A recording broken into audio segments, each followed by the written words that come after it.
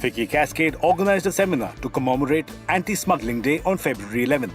The forum brought together industry experts, policymakers, international institutions and enforcement agencies with an aim to reinforce its commitment to combat the global smuggling menace. Good morning, distinguished guests, invitees, ladies and gentlemen.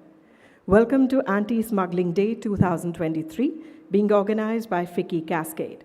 It's a platform which not only brings stakeholders together on one platform, but also addresses the issue of national as well as international importance. May I now invite Mr. Anil Rajput, Chairman FICCI Cascade, to deliver the welcome address.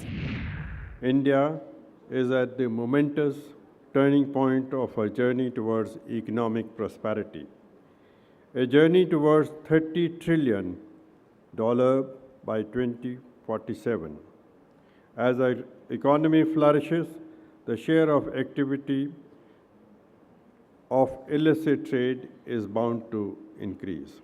Cascade's Anti-Smuggling Day is certainly a step in the right direction. That being said, a lot remains to be done. It is only fitting that today all of us together pledge to remain vigilant to the threat of smuggling, to unite and battle this global adversary together, to tirelessly work towards generating large-scale awareness and increasingly involve the youth of the country and leverage their power in strengthening the movement against smuggling, to devise mechanism and collectively use technology to defeat the ulterior motives of illicit traders, and finally urge the United Nations to lend their voice, thereby providing much greater impetus to this movement. Ladies and gentlemen, our keynote speaker is Mr. P.K. Das, Director, Compliance and Facilitation Directorate, World Customs Organization. He could not join us here in person today. However, he has sent a video message. We would like to present his address through this video message, please. UNCTAD estimates that the illicit trade drains nearly 3% of the world's economy. That is more than $2 trillion that are lost due to smuggling. Smuggling includes the trafficking of narcotics, of arms, endangered species, money laundering, and the many other illegal activities. This is a challenge that we as customs face together. To address this risk, encouraging the rule of law is very critical. It requires a whole of government approach, a world coordinated, planned and sustained action by law enforcement agencies, together with civil society is needed. Customs is the lead agency to coordinate border management and secure a safe supply chain. At the same time, Customs can target the smugglers in the process. Indian Customs has been championing this process for centuries, and the DRI's anti-smuggling reports are a testimony to this. May I now invite Mr. Mohan Kumar Singh, Director General, Directorate of Revenue Intelligence, this morning's chief guest, to deliver the inaugural address. The enormity of the problem of smuggling can be gauged from the volume of the seizures which we have shown in our reports. Just to give an idea, on an average, more than 1,000 crores worth of contrabands are being seized every month by DRI alone.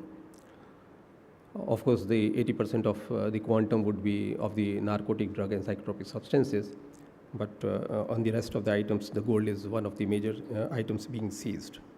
Now, the narcotic drugs, the recent trend of smuggling through sea route by containers, a large number of carriers bringing smuggled gold into the country from all the routes, by air, by land, by sea, and the movement of gold internally into the country by the courier mode.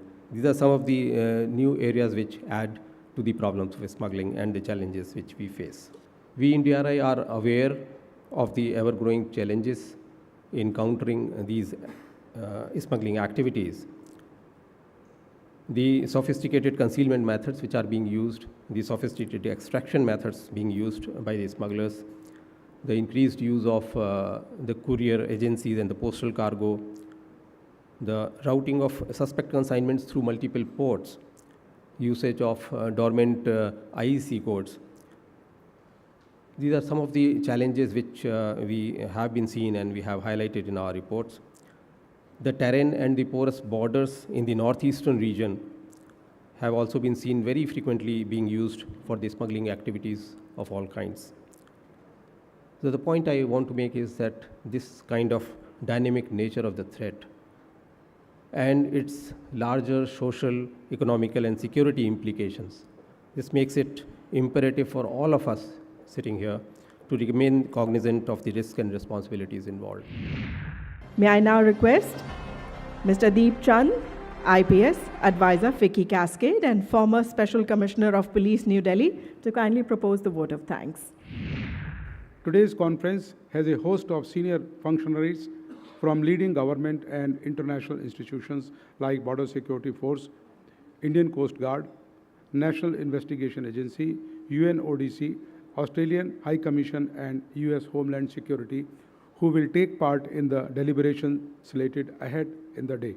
I would like to take this opportunity to thank them for their participation today. I would also like to thank every one of you for joining us today for this important conference on Anti-Smuggling Day. Your presence is testimony to the shared commitment that we have towards combating this global issue. An insightful panel discussion themed Combat Struggling to Foster National Security and Economic Development featured Najib Shah, former Chairman, Central Board of Indirect Taxes and Customs, and think tank member FICCI Cascade Balkesh Kumar, member Appellate Tribunal SAFMA, Department of Revenue, Ministry of Finance, A.M. Kulkarni, Additional Director General, National Investigation Agency, Ayush Mani Tiwari, IPS Inspector General Operations, Border Security Forces, and Manish Kumar Negi, Deputy Inspector General, Indian Coast Guard, who shared their disruptive views on the increasing need for international cooperation to combat smuggling. When we see the kind of impact which smuggling has on the Indian economy, and which does not only impair the economic security but the national security as well. Smuggling is that part of deleterious activity in the country which has both multidimensional as well as micro and macro impact. When we are talking about smuggling, we are talking about complete gray area. At best, there can be guesstimates. Agencies have estimated smuggling by the size and the number of seizures which are effected. That gives us some sort of an indication as to what goods are involved in smuggling or which areas of the country are more susceptible to smuggling. Smuggling, it can happen through the land border. We have BSF personnel here for that. It can happen from the sea border. We have a Coast Guard personnel here. And it can have, when I said multidimensional impact, it impacts not only the economy, but it also can have such serious dimensions as terrorism linkages.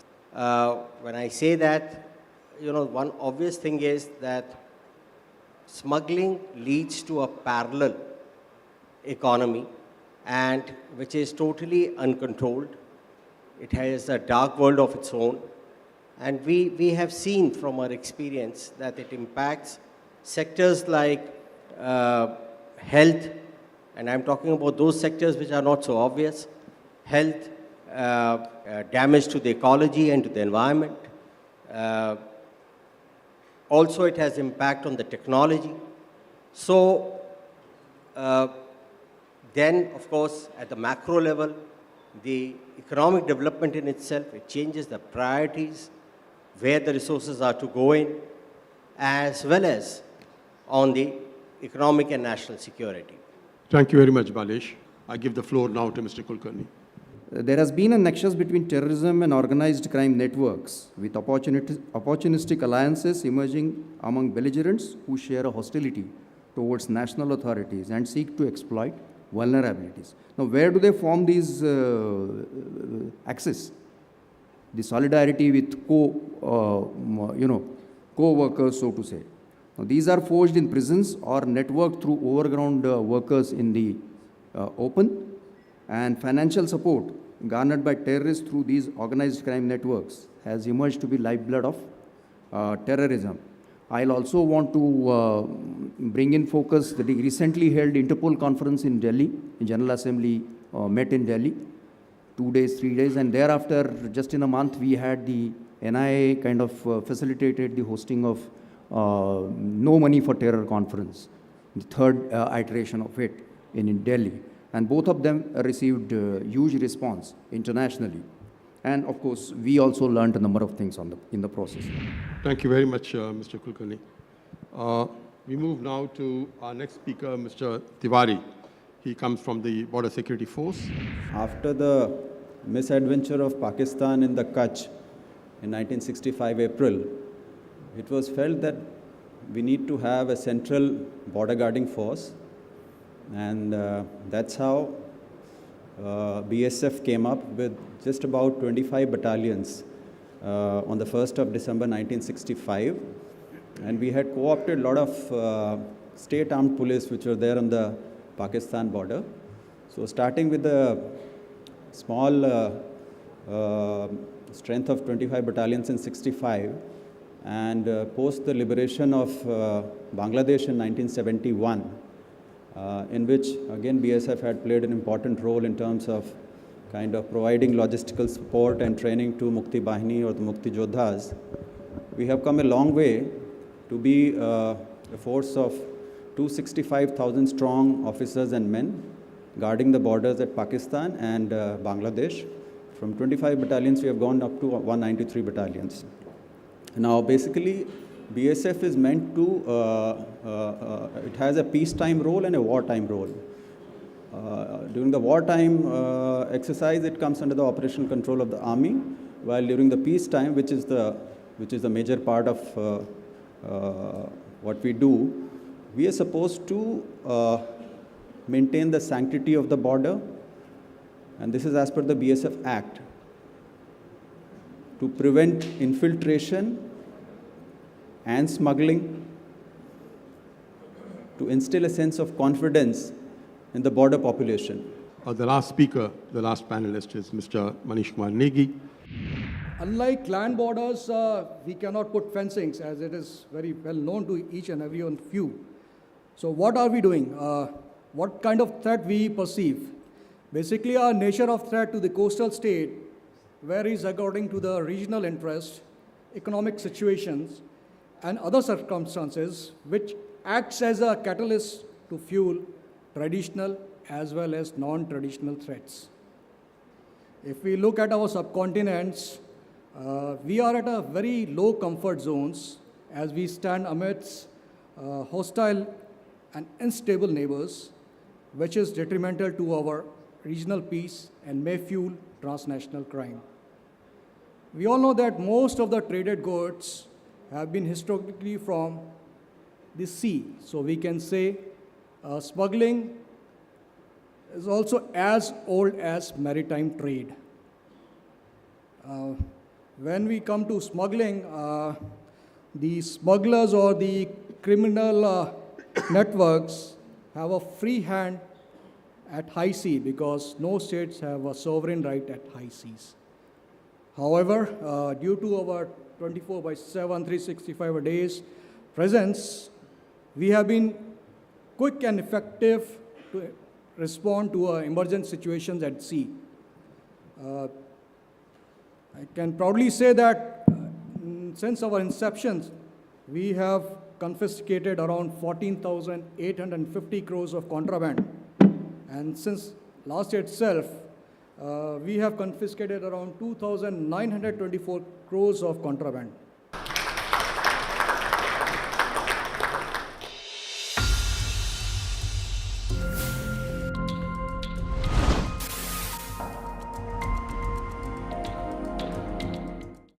याद रखना, तुम्हारी पहचान सिर्फ तुम लिख सकते हो।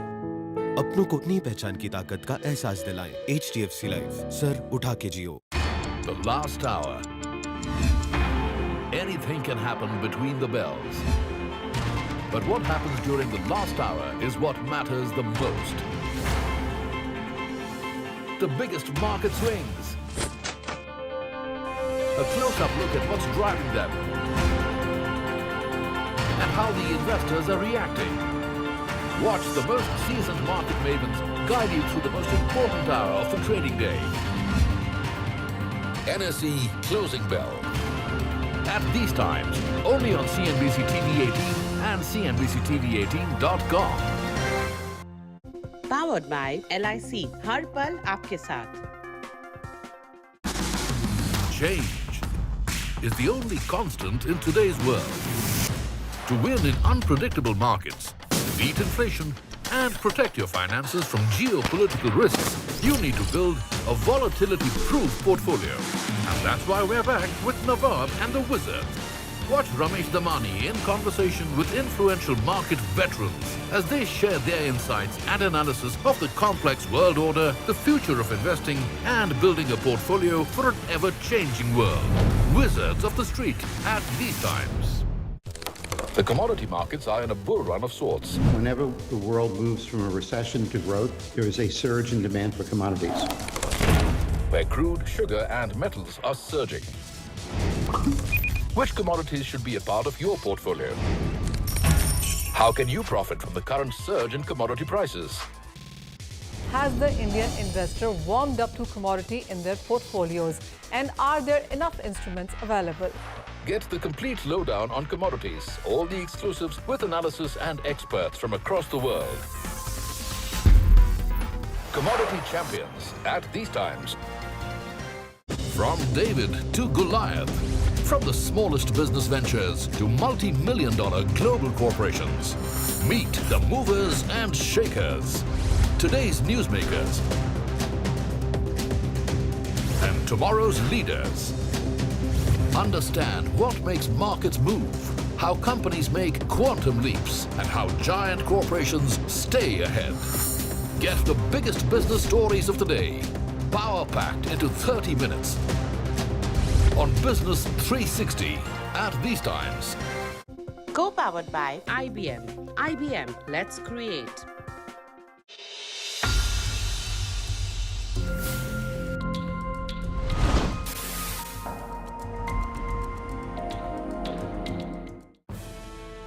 As a run-up to Anti-Smuggling Day and its endeavor to sensitize the youth on the menace of smuggling goods, FICCI Cascade also felicitated the winner of the digital art poster competition that was organized on the theme Stand Against Smuggling.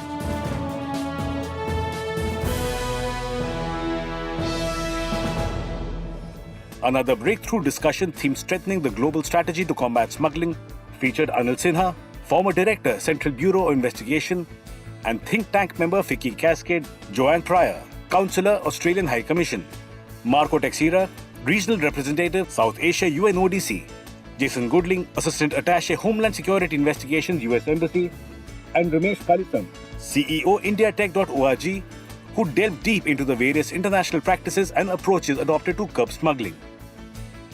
May I request the session chair to kindly steer the session forward? My view is that ultimately we will have to take a view for developing a robust mechanism away from the age-old CSI initiative.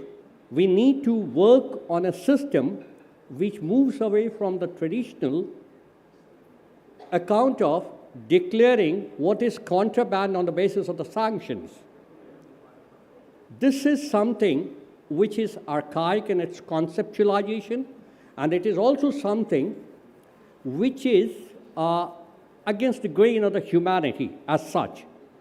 So we need to work out a robust mechanism which can be based on shared perceptions as well as which can take into account the considerations, respective considerations of national interests. Let's start with the headlines. Joanna, I'll come to you in terms of, the headlines in terms of emerging challenges when it comes to combating smuggling. Your thoughts on this? Whilst there are many challenges there, many challenges across different commodities, different modes of movement of goods, and I know a few people referred to that through their earlier presentations. The one key thing that kept coming out in all my dot points was being able to work with our partner agencies internationally and domestically, and international cooperation. We can't do it individually, we have to do it together. Jason, your thoughts on this? The need for partnerships, especially as you try to stay ahead of the curve in trying to combat smuggling. Yeah, I think that's very important. With HSI, what we try and do is enter into MOUs with our partners, whether country partners with specific agencies. Currently, we're looking to do that. We have several one out to India, and we're looking to do more. Recently, we visited the Maldives, and we have several out with them to create that understanding and that information sharing, because with these investigations, especially dealing with the ongoing challenges of, say, third-party marketplaces and things like that, it becomes important to have that information sharing of real-time information so that we can identify the perpetrators. Marco, I'll come to you. But first, let me cite some facts and figures. $2.2 trillion drained from the global economy, and when we look at India itself, $7 billion, that's the cost that we have borne, unfortunately, because of this, in the 2019-2020 period. So take us through what's contributing to the rise of these illicit trades, whether it's, when we look at the FMCG market, tobacco products, alcoholic beverages, or mobile phones. These seem to be the key products here. So what's contributing to the rise, and how do we address them? I think we need to look at smuggling as any other regular business. It is profit-driven. The business model are highly professionalized. This means our intervention also leads to go in the same line of professionalization. The small handlers, and I think you mentioned this, are always opportunities to go to the disruption of the organized criminal groups that are actually driving these amounts of money and commodities across borders. The second element that I would like to mention is the level of profitability of this, how much they can generate in terms of revenues to robust the criminal operations, and how much this deprives the states of regular customs associated with regular business. Ramesh, you want to take up on the use of technology that we are seeing? And India is rising exponentially in the use of technology, but looking at the other side, the use of technology for nefarious purposes, what's your bird's eye view? Well, there are two aspects to it. I mean, online is bringing about large amounts of trade, and technology is also kind of pushing a lot of nefarious things forward. And therefore, if you look at from an intervention standpoint, you do have the requirement of technologies being one step ahead on detection. And I mean, I was reading yesterday about how electronic sniffer dogs are being deployed now in the European customs frontiers. You have this concept of electronic sniffer dogs, which are now sent inside containers, and they give you an analysis of what all they sniffed inside. Considering the amount of trade that is increasing day in and day out, it is humanly not possible, even in the customs frontiers, to check every bit that is coming in. So we need to probably get smarter. X-ray technology, was being deployed till now, will only tell you the dimension and not the composition necessarily in all the cases.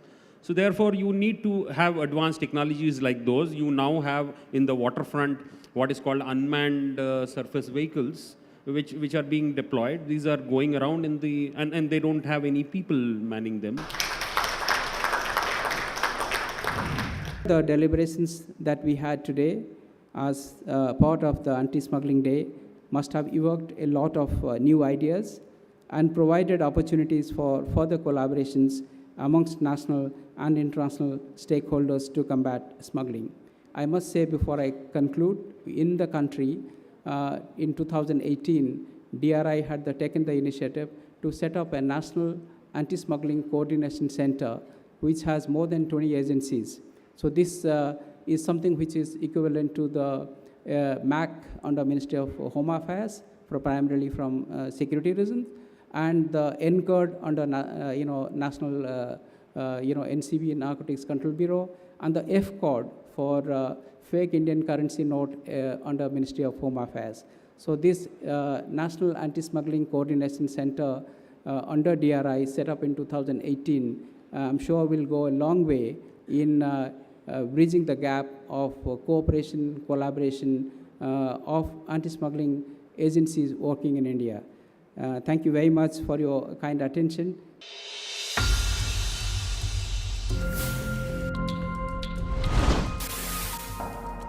FICCI Cascade Anti-Smuggling Day.